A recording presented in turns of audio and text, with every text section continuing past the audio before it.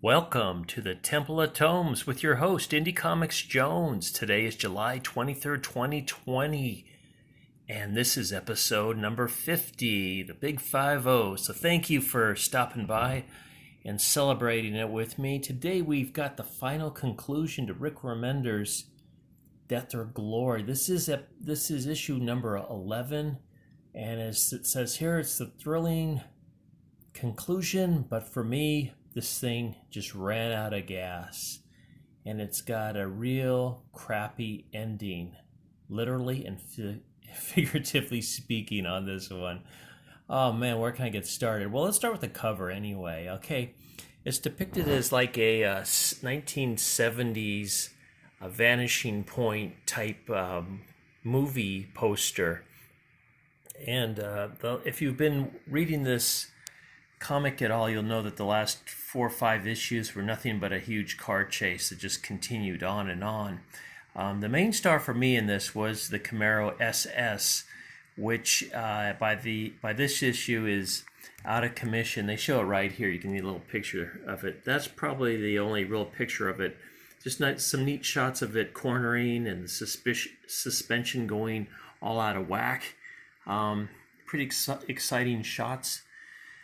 But as for me, this comic really kind of dragged on.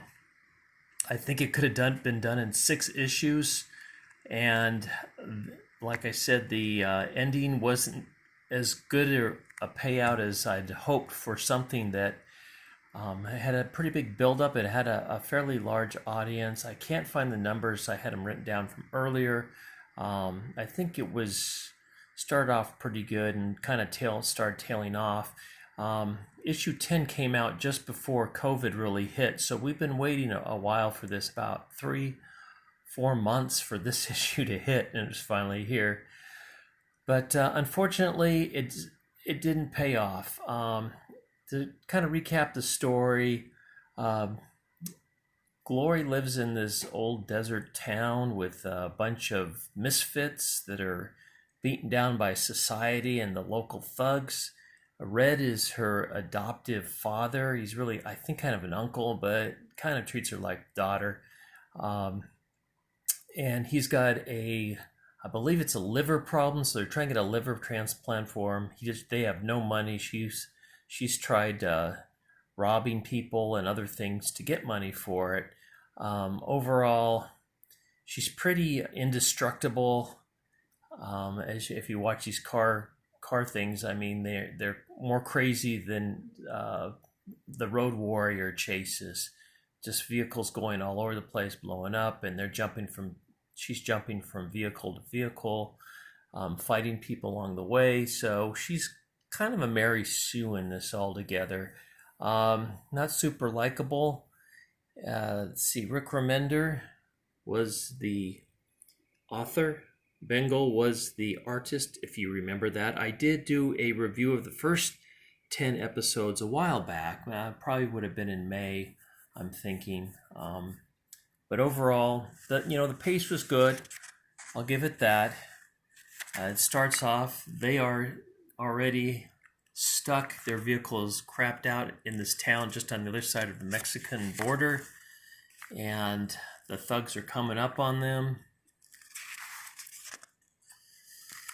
And their arch nemesis is kind of like the old man for No Country for Old Man type thing. He's got the freezer gun instead of the air gun that puts a little bolt through people's heads. He freezes people and then hits them and cracks them in half. So he does it to someone that's on the ground there, and then they start shooting at Glory and Red and another one of their passengers, and you can see there's all kinds of stuff going on. Here comes a septic tank trailer tractor to come in to help them. And the drawing and everything is really good. The dialogue is fine. Starts off with this inner dialogue or inner narrative that kind of goes on and on. Doesn't really have too much about the story, and the point it makes is, here's the point. Sometimes the bad guys win, and in this one I think they do, actually. I don't want to give it all away, but the end, like I said, the ending was not satisfying at all. I'm kind of disappointed. I think they made the movie poster on this one hoping that it would become a movie. I just can't see this becoming a movie unless they make some major changes, especially to the end. But this is, I'll give you here's another one of those pages I love that don't have anything to do with anything. Just make it all black and put a few words on it. And it seems to be an image comic trope. There you go. I'll give you the hint on that one. Yeah, you know, it's got some nice drawing in it. I think the drawing is the best thing in it. Is the way he drew the action and whatnot. The colorist did a nice job. But then this bothers me too, okay? And I don't know if he's going to put sketches in there or something. I'm not sure. But we got 1, 2, 3, 4 blank pages at the end of this thing. I mean, just totally blank. So just kind of a weird way to end a comic, that especially one that ran this many issues, 11 issues. I kind of wish I'd have my $44 plus tax back on this. I can't recommend the series at all.